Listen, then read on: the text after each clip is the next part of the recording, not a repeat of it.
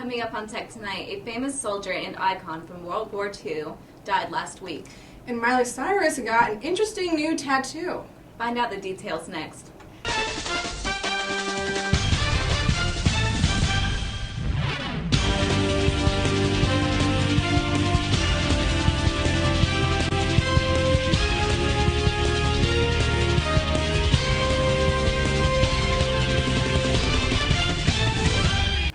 Welcome to Tech Tonight. I'm Samantha Hill. And I'm Rachel Van Meter.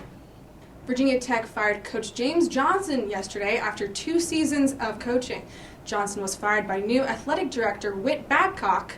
Johnson had been on previous head coach Seth Greenberg's staff for 5 seasons. Johnson had no head coaching experience when he was hired 2 years ago to replace Greenberg. The team had one of the worst seasons in Tech history this year, going 2-16 in the ACC. They finished in the ACC cellar for the 3rd straight season. The 16 ACC losses were the most conference losses ever suffered by Tech in any league. A new farmers market is set to open in Roanoke County on Saturday. The market, called Farm to Table, will be open every Saturday from 10 a.m. to 3 p.m. and Thursdays from 2 to 7 p.m. Greenbrier Nurseries will be hosting the farmers market to sell its locally grown foods, but they will not be the only ones. 26 other farms from Roanoke in the New River Valley will have tables set up to sell their crops as well. Greenbrier Nurseries is located at 5881 Starkey Road in Roanoke County. Just 13 months old, Verily Crafts stopped breathing on the afternoon of July 22, 2012, while in the care of Preston Kent King, her mother's boyfriend. The toddler died 3 days later when she was taken off life support with extensive hemorrhaging in her head. King's story changed from a story of accidental injuries into one where he walloped her to make her be quiet. King was sentenced to 60 years in prison on a first-degree murder charge in Roanoke County Circuit Court on Friday, with the prison time suspended after he serves 32 years. G4S, a global security company in Radford, is declining to comment after an employee is filing a lawsuit claiming a hostile and offensive work environment. John McKinney, a security guard at G4S, says he has had anxiety and depression over the months of racial harassment by coworkers. According to the lawsuit, McKinney was intimidated by coworkers who used a noose and a white sheet resembling the KKK to harass the African American. McKinney is seeking compensation for lost income and emotional pain. The amount being sought is not specified.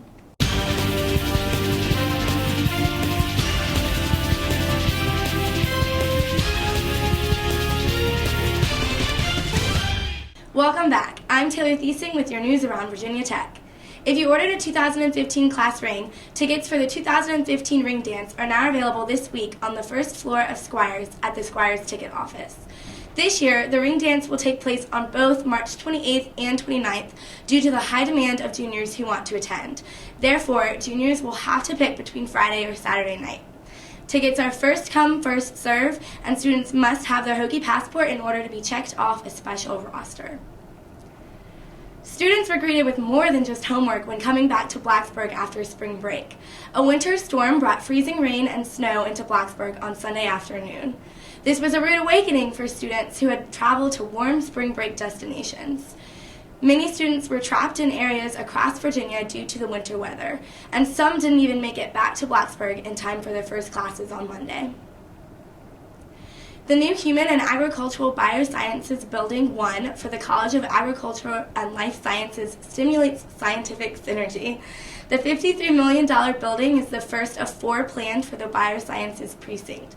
Students and staff from different departments within the college will be able to collaborate together on issues concerning agriculture, food security, human health, and climate change.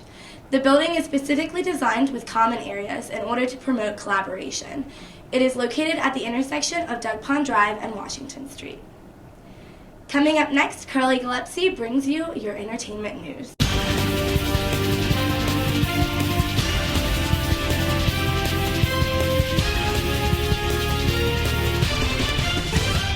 Welcome back. I'm Carly Gillespie with your entertainment news. Last Saturday, singer Miley Cyrus added a new tattoo to her collection and one in an odd spot.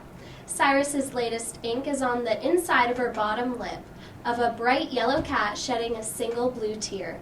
The singer shared her tattoo close-up with the world through Instagram, captioning it as #SadKitty.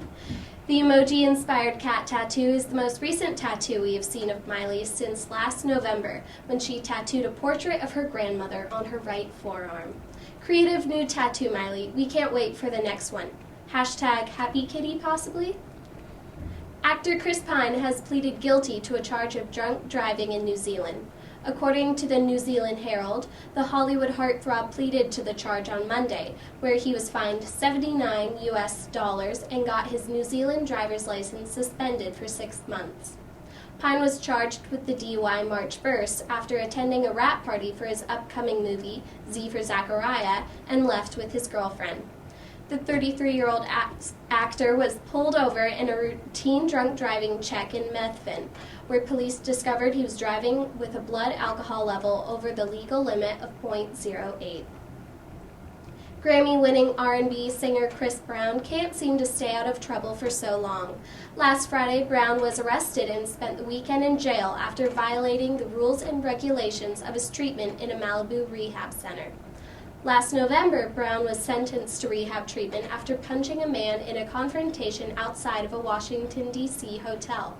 The 24-year-old singer was being treated for anger management, substance abuse, and issues related to bipolar disorder. On Monday, Brown was in court after his weekend stint in jail to determine whether he should be given additional penalties or jail time. No news has yet been released on the verdict. Now back to Samantha Hill for more local news. Thanks, Carly. Union First Market Bank will lay off 80 workers at its operations center in Christiansburg effective May 9th. The bank is consolidating to its center in Ruther Glen, where 59 new positions will be added. Workers being laid off at the Christiansburg location were given the opportunity to relocate to Ruther Glen, but it is unclear how many will actually relocate. The Christiansburg's building, first floor, will continue to operate a branch office, and the vacant space will be leased. A Virginia Tech student charged with assaulting the football team's reserve quarterback last year pleaded guilty to a lesser charge on Thursday and avoided additional jail time.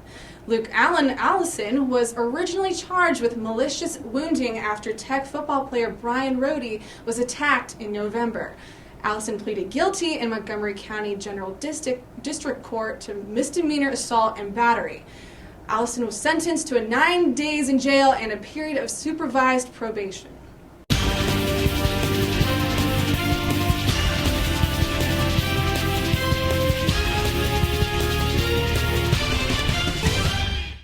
Welcome back. I'm Claire Rigney with your national headlines. A famous soldier and icon from the World War II era died last week. Glenn McDuffie claimed that he was the kissing soldier, the very one that was famously photographed kissing a nurse in Times Square. 6 years ago, McDuffie was identified by Lois Gibson, a respected forensic artist. The last few years of McDuffie's life were spent attending fundraisers and being asked by women to take pictures of him kissing their cheeks. His daughter and grandchildren carry on his memory. McDuffie was 86. Yesterday was St. Patrick's Day, but some major figures were not so eager to sponsor the festivities. The mayors of both New York City and Boston refused to participate in their respective cities' St. Patrick's Day parades. New York Mayor Bill de Blasio disagreed with the organizers' decision to ban gay and lesbian groups from identifying themselves as such when they marched. This marked the first time in 20 years that a New York mayor did not participate in the event. Boston Mayor Martin Walsh sat out because of Boston Parade's exclusion of LGBT groups. They each held their own events in order to honor the Irish American community. A famous television pitchman is sentenced for his fraudulent infomercials. Kevin Trudeau has gained a fortune over the past few years by advertising his weight loss books and debt cures. He even continued after a federal court order from 2004 urged him not to run false ads about his books. He was charged in federal court with misrepresenting his products. He was sentenced to 10 years in prison and has been in federal custody ever since his conviction. Thanks, Claire. So I can't believe Miley Cyrus got another tattoo It's of the cat unbelievable. emoji. I mean, I heard once you start getting one, it becomes an addiction, basically. You get more and more and more, and now she has this... She just felt the need to get one on the inside of her lip. And she has this new one of her grandma, I believe, on her forearm. Why? What's up with that? Why though? Do any of you all have a tattoo? No. No? Any desire to get one? Not really. Kind of afraid of needles, and they're expensive. Really? What do you think? And they're on you price forever, range? so.